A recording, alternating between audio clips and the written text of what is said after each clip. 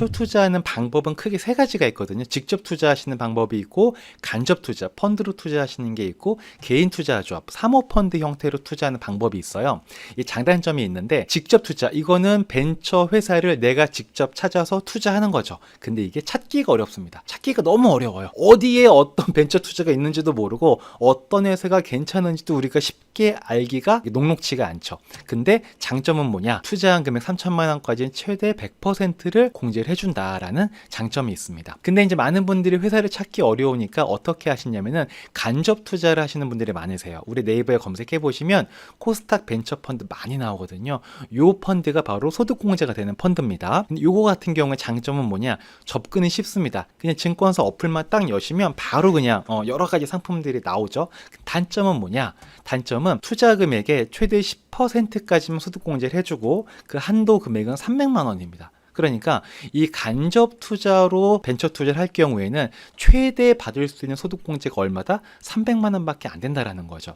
우리의 그 벤처 투자의 장점은 100만 원, 200만 원이 아니라 1000 단위의 공제를 받는 게 진짜 큰 장점인데 뭔가 조금 아쉬운 그런 모습이 보이죠. 자, 그 다음은 개인 투자 조합인데 간접 투자를 알아보던 분들께서 소득공제가 좀 아쉽네 할 때 그래 펀드는 펀드인데 사모펀드야 얘는 100% 최대 공제를 해주는 건 똑같잖아 펀드인데도 불구하고 괜찮네 이걸 해야겠다 라고 생각을 하실 수도 있는데 근데 이거는 어찌 보면 그들만의 리그입니다.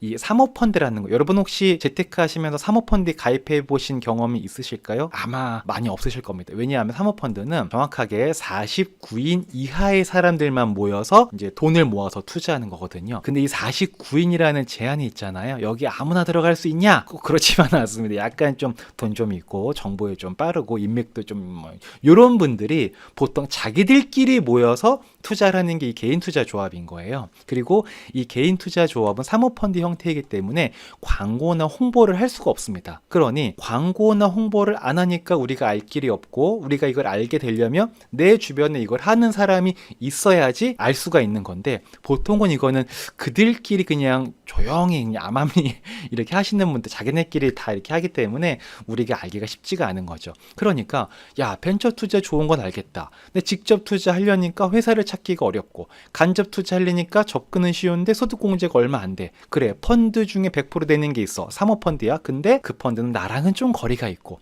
또 하나가 이 개인 투자 조합을 만들었다 손 치더라도 결국은 또 어디서 만나냐면은 이 모은 돈을 가지고 조합으로 모은 돈을 가지고 결국은 또 투자를 해야 되는 거거든요. 그러니까 결국은 여기서 만나는 거예요. 벤처 투자를 공부하시다 보면은 여러 가지 제도도 있고 혜택, 장점, 단점 여러 가지가 있겠지만 결국은 그래서 어디에 투자하라고 여기서 만나게 되는 거예요. 이게 해결이 안 됩니다. 저 같은 경우도 저는 고객분들과 함께 호흡을 하면서 도움을 드리고 그에 대한 대가를 받는 게 제가 하는 일이고 직업인 사람이잖아요. 근데 저희 고객분들이 벤처 투자를 원했을까요? 안 원했을까요? 당연히 원하겠죠. 당연히 원합니다. 저도 엄청나게 알아봤습니다. 알아보다 보면 결국은 어디서 끝나냐? 여기서 만나는 거예요. 직접 투자해서. 어디다가 투자하지? 이게 해결이 안 되는 거예요. 근데 저는 사실 이 투자할 대상이 크게 원하는 게 없거든요. 저는 두 가지 조건만 충족되면 투자를 하고 싶어요. 그리고 당당하게 우리 고객분들한테도 이런 데 투자할 만한 것 같습니다. 한번 검색해 보시고 알아보시죠 라고 얘기해 볼 텐데 이 두 가지 조건 충족되는 데가 없는 거예요. 그 두 가지가 대단한 거 아닙니다. 전 딱 두 가지만 원하는 첫 번째는 뭐냐면 주식이 아닌 채권으로 투자를 할 수가 있어야 되거든요. 이 벤처 투자는 주식으로 투자해도 되고요. 전환사채라고 하는 채권으로 투자를 해도 소득공제가 됩니다. 근데 저는 주식으로는 안 하고 싶은 거예요. 왜냐? 주식은 뭐 아니면 도거든요. 여러분 아시겠지만 비상장 회사, 이 벤처 투자는 다 비상장 회사에 다 대부분 투자하는 거거든요. 그럼 비상장 회사의 투자는 정말 뭐 아니면 돕니다. 잘 돼서 배민이나 오늘의 집이나 당근마켓처럼 밸류가 껑충껑충 뛰면 정말 10배, 50배, 100배, 1000만 원이 10억이 되기도 하는 투자예요. 근데 그렇게 되는 게 쉽냐? 쉬웠으면 대부분 이런 걸 하는데 그렇게 쉽지가 않습니다. 그래서 이거는 뭐 아니면 도니까 전 이거는 싫은 거예요. 근데 채권으로 전환사채로 투자하게 되면은 돈을 빌려주는 형태가 되는 거거든요. 그 회사에. 그럼 뭐가 있어요? 만기가 있어요. 그러면 나는 채권에 투자를 함으로 인해서 소득공제를 받아. 그리고 3년 후에는 이 회사가 그 돈을 나한테 상환해야 될 의무가 있는 거죠. 그러니까 한결 더 마음이 편한 거예요. 근데 두 번째 조건은 뭐냐? 이게 더 중요하죠. 채권을 하는 건 좋아. 오케이. 근데 상환을 잘 할 수 있는 회사여야 돼요. 이제 어려운 거지. 상환을 잘 할 수 있는 회사여야 된다는 얘기는 뭐냐면 회사가 돈도 좀 잘 벌고 있고 그렇게 재정적으로 어려움이 없는 탄탄하게 꾸준히 잘 가고 있는 회사여야 된다는 거예요. 그러다 보니까 이런 회사를 찾는 게 사실상 그렇게 녹록지가 않았습니다. 근데 저는 딱 두 가지만 원해요. 두 가지만 원하는데 이 두 가지가 그렇게 충족이 안 되는 거예요. 왜냐하면 일반적으로 벤처 회사 같은 경우에는 아직은 수익화가 되어 있지 않고 미래를 보고 뛰어가고 있는 회사들이 많거든요. 근데 그런 데는 채권으로 투자를 받아버리게 되면 굉장히 부담이 되는 거죠. 언젠가는 돌려줘야 될 돈. 근데 주식으로 투자를 받으면 잘 되면 나눠갖고 잘 안 돼도 책임은 없고 이런 거거든요. 그러니까 벤처 회사를 운영하는 입장에서는 채권보다는 주식으로 투자를 받는 게 훨씬 더 마음 편한 거죠. 그러니까 이걸로는 보통 투자를 잘 안 받습니다. 그리고 채권으로 투자를 받게 되면 보통 이자를 줘야 되잖아요. 근데 벤처 기업 같은 경우에는 현금 흐름이 아직 그렇게 썩 유쾌한 상태가 아닌데 채권이라는 만기가 정해져 있는 부담을 가지면서 이자까지 줘야 돼. 이런 거를 벤처 회사를 운영하는 사람의 입장에서 보면은 하고 싶지 않겠죠. 그러니까 이 1번 조건 충족하기가 되게 어려운 겁니다. 그리고 2번은 당연히 1번 조건이 충족이 안 되는 회사들이 2번 조건 충족할 수 있는 회사가 그렇게 많지가 않겠죠. 만약에 우리는 1번 조건도 되고요. 2번 조건도 돼요. 그런 데 있잖아요. 그러면 그런 회사는 벤처 투자 안 받습니다. 아예. 왜 받아? 벤처 투자를 받는 이유는 돈도 조금 모자르고 부담이 없는 투자금 받아서 회사를 운영하고 싶은 그런 경우에 보통 벤처 투자를 받는 거지.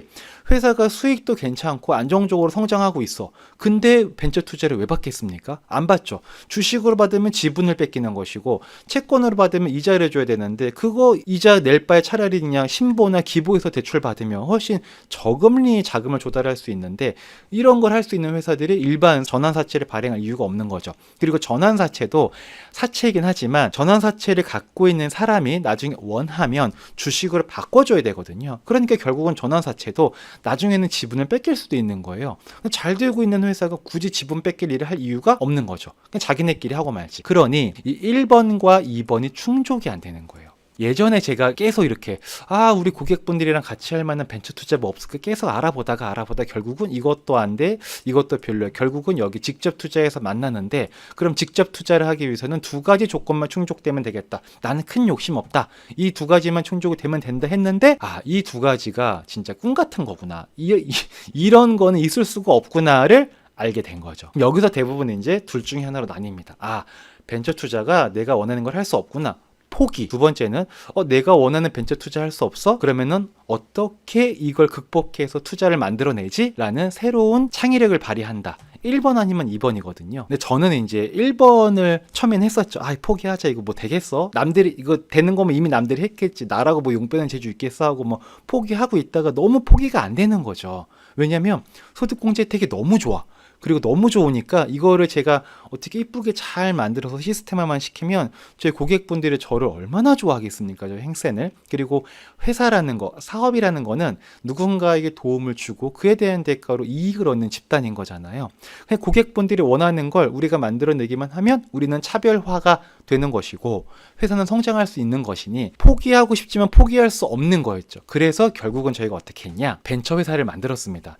예전에 제가 만들었던 영상 중에 하나가 세상에 없던 회사를 꿈꾸다가 세상에 없던 회사를 만들었다는 영상을 올린 적이 있었거든요. 그게 뭐냐면 재무상담 회사들이 대부분 한 분야만 상담을 해요. 근데 저희는 여기 이제 법무사님, 대출 전문가, 또 법률 전문가님, 기업 재무 상담하시는 분, 부동산, 뭐 세무사, 보험하시는 분, 다양한 분들이 연애 상담까지도 가능하거든요. 그러니까 웬만한 상담, 돈에 대한 웬만한 건 다 상담할 수 있는, 그리고 이 모든 분들이 연대해서 고객분들께 응대를 해드리고 있거든요. 그러니까 세무사 따로 만나고 부동산 따로 만나고 이게 아니라 세무사 만나면은 부동산 상담하시면 다 연계돼가지고 유기적으로 돌아가는 거예요. 마치 병원에서 협진을 하는 것처럼 그런 식의 재무 상담이 가능한 그런 회사를 저희가 또 만들었지 않습니까? 벤처 투자를 공부하고 알아보면 알아볼수록 너무나 매력이 있거든요. 근데 결국 끝에서 어디서 막히냐면 어디다가 투자하지 여기서 막히는 거예요. 그게 해결이 안 되는 거죠. 그러면 누군가 그거를 해결을 하면 그 해결하는 사람은